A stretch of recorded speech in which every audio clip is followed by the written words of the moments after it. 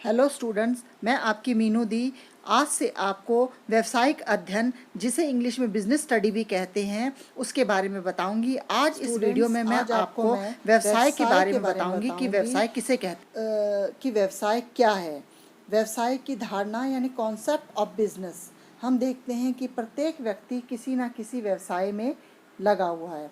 जैसे कुछ व्यक्ति वस्तुओं का उत्पादन करते हैं, कुछ व्यक्ति वस्तुओं के क्रय विक्रय में व्यस्त रहते हैं, कुछ व्यक्ति वकालत का काम करते हैं, कुछ व्यक्ति रोजगार करते हैं, कुछ व्यक्ति कारखानों में जाके नौकरी करते हैं, कुछ सरकारी काम करते हैं, कुछ अपने धर्म का प्रचार करते हैं और कुछ व्यक्ति समाज सेवा में व्यस्त रहते हैं।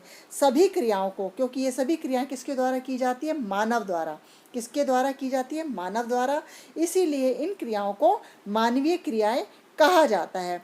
जो मानव है वो अपने संतुष्टि के लिए, धन उपार्जन करने के लिए, यानी अपना गुजर बसर करने के लिए, अपनी जीविका कमाने के लिए दो प्रकार की क्रियाएं करता है, आर्थिक क्रिया और अनार्थिक क्रिया। मानव द्वारा जो काम किए जाते हैं उनको तीन श्रेणियों में बांटा जाता है। कितनी श्रेणियों में बांटा जाता है? तीन श्रेणियों में। प्रथम श्रेणी का जो काम है उसे व्यवसाय कहते हैं, द्वितीय श्रेणी का जो काम है उसे पेशा कहते हैं और तृतीय श्रेणी का जो काम है उसे रोजगार कहा जाता है।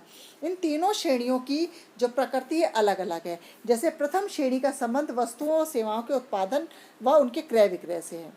दूसरे श्रेणी का जो संबंध है वो क्या नाम कहते हैं? विशेष ज्ञान से है। अर्थात जो पेशा है हमें विशेष प्रकार का ज्ञान अर्जित करना पड़ेगा, उसी के बाद हम कर सकते हैं। तीसरा श्रेणी जो आती है रोजगार, वो तीसरी श्रेणी के जो है उसमें रोजगार के अंतर्गत आती है। वहाँ हमें कहीं जाकर मंथली काम करना पड़ता है, तब उसके बाद हमें उसकी सैलरी मिलती है। तो ये था प्रथम, द्वितीय और तृतीय श्रेणी। अब मैं आपको फिर से बताती हूँ मानवीय क्रियाएं। मानवीय क्रियाएं क्या होती हैं? मानवीय क्रियाएं दो प्रकार की होती हैं, आर्थिक और अनार्थिक।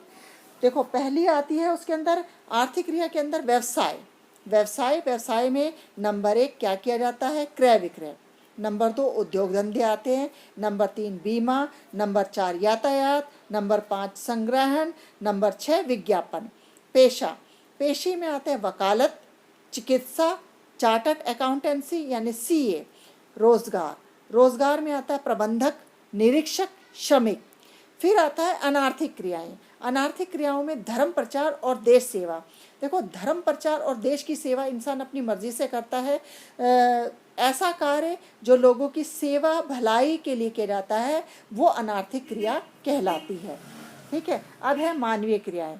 मानवीय क्रियाएं व्यवसाय कौन करता है? व्यवसाय मनुष्य अपनी आवश्यकताओं की संतुष्टि के लिए करता है, प्लस उसे अपने जीवन यापन करने के लिए पैसे की भी ज़रूरत होती है, इसलिए वो मानवीय क्रियाएं की जाती है। मानवीय क्रियाओं को दो वर्गों में बांटा गया। अभी मैंने आपको पहले ही बताया था आर्थिक क्रियाएं।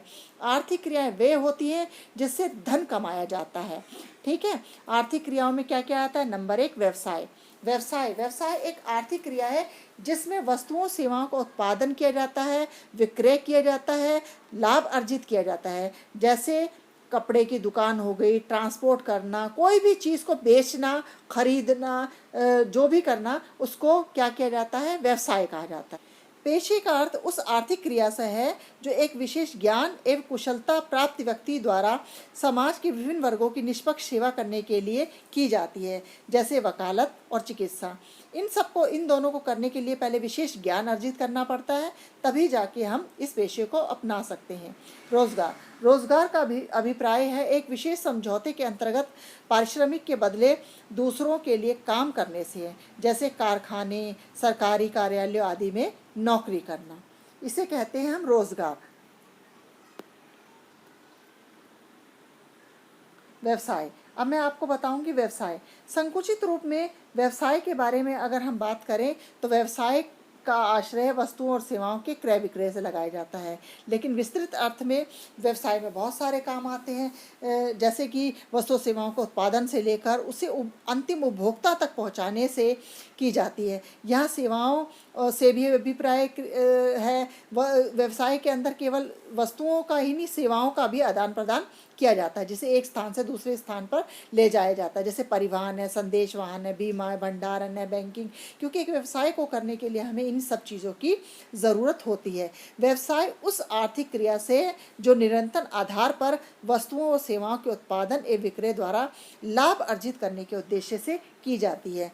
भिन्न भिन्न विद्वानों ने अपनी कुछ परिभाषाएं दी हैं, जैसे डॉक्टर W.R. स्पीगल के अनुसार वे समस्त क्रियाएं जो वस्तुओं और सेवाओं के उत्पादन एवं विक्रय के लिए की जाती हैं वे व्यवसाय कहलाती हैं।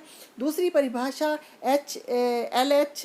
हेने के अनुसार वे मानवीय क्रिया व्यवसाय कहलाती है, जिसके अंतर्गत वस्तुओं के क्रय विक्रय द्वारा धन उत्पन्न या प्राप्त किया जाता है। व्यवसाय की विशेषताएं क्या क्या हैं? जैसे मैंने आपको पहले बताया था, व्यवसाय एक आर्थिक क्रिया है। आर्थिक क्रियाएं जिसमें कि हम पैसा कमाते हैं। आर्थिक क्रिया सभी वस्तुओं का आदान प्रदान धन के आधार पर होता है। अगर ये धन के आधार पर ना हो, समाज कल्याण के आधार पर हो, तो वो आर्थिक क्रिया नहीं कहलाएगी। जैसे एक दुकानदार सामान लाकर लोगों को दुकान पे लाकर बेचता है, क्रय विक्रय करता है, तो ये उसकी क्या कहलाएगी? आर्थिक क्रिया कहलाएगी। नंबर 2, वस्तुओं और सेवाओं का हस्तांतरण कराया जाता है। व्यवसाय के लिए वस्तुओं और सेवाओं का हस्तांतरण बहुत ज़रूरी है। इसका अभिप्राय, यदि कोई व्यक्ति स्वयं के लिए कोई चीज़ लाता है तो वह व्यवसाय नहीं करेगा। जैसे अगर मैं कोई चीज़ अपने लिए लाती हूँ तो वह व्यवसाय नहीं कहलाएगा। अगर मैं एक दुकान खोल के बैठती हूँ और वो चीज़ खरीद कर और किसी और को बेचती हूँ और निरंतर ये कार्य करती रहती हो, तो वो क्या कहलाएगा? व्यवसाय कहलाएगा। इसी के है फिर नंबर 3 है व्यवहार में निरंतरता। निरंतरता का मतलब क्या है? उस आर्थिक और निरंतर होनी चाहिए। क्रय विक्रय हमेशा होना चाहिए। ये नहीं कि आज मैंने कोई काम किया है और मैं उसको कल करना ही छोड़ दूँ, तो वो व्यवसाय नहीं कहलाएगा। व्यवसाय में एक निरंतरता बनी रहनी ज़रूरी होती है। माना कि एक व्यक्ति पुराना स्कूटर है, पुराना स्कूटर होने पर बेच लेता है, नया खरीद लेता है, बस उसका काम ख़त्म हो गया, तो ये व्यवसाय नहीं कहलाएगा। अगर वो निरंतर स्कूटर लाकर बेचता रहता है तो वो व्यवसाय कहलाएगा। नंबर 4 है लाभ का उद्देश्य। किसी भी क्रय विक्रय के व्यवहार को व्यवसाय बनाने के लिए आवश्यक है कि व्यवसाय का उद्देश्य लाभ कमाना होना चाहिए। लेकिन ज़रूरी नहीं कि व्यवसाय करते उसे हमेशा लाभ ही हो, उसे हानि भी हो सकती है। ऐसा नहीं कहा जाता कि हानि होने पर उसे व्यवसाय छोड़ देना चाहिए, नहीं, ये गलत बात है। ये व्यवसाय नहीं है। परिणाम चाहे कुछ हो, उसे व्यवसाय में लगा रहना चाहिए। नंबर 5, जोखिम खत्म। व्यवसाय एक फूलों की सेज नहीं है, अर्थात बहुत इजी काम नहीं है। इसके पग पग पर कांटे हैं, अर्थात बहुत सारी समस्याएं उत्पन्न होती हैं। उससे बचने के लिए हमें क्या नाम कहते हैं, अपने व्यवसाय में कुछ तब्दीली करनी चाहिए, ताकि हम अपने व्यवसाय में आने वाली समस्याओं को पूरी तरह से हल कर सकते हैं। ये व्यवसाय एक धूप छांव और सुख दुख की भांति है, इसीलिए इसमें कभी लाभ और कभी हानि होता है। इसमें जोखिम तत्व होता है, इसीलिए हमें इसका डटकर मुकाबला करना चाहिए और व्यवसाय को अच्छी तरह से चलाते रहना चाहिए। नंबर 6, उपयोगिता का सर्जन। व्यवसाय में वस्तुओं को समाज के लिए अधिक उपयोगी बनाने के लिए उसे बहुत ज़्यादा नई नई चीज़ों का सृजन करता है, नई नई चीज़ों को बनाता है, ताकि वो उसके उपभोक्ता उससे संतुष्ट हो सके और उसकी वस्तु आगे अच्छी तरह से बिक सके और उसका जो व्यवसाय है वो प्रगति के पथ पर अग्रसर हो। नंबर 7 है उपभोक्ता संतुष्टि। एक व्यवसाय किसी भी वस्तु का क्रय विक्रय किसके लिए करता है? उपभोक्ता के लिए। और उपभोक्ता अगर उसका संतुष्ट नहीं होगा तो उसका व्यवसाय करना बेकार है।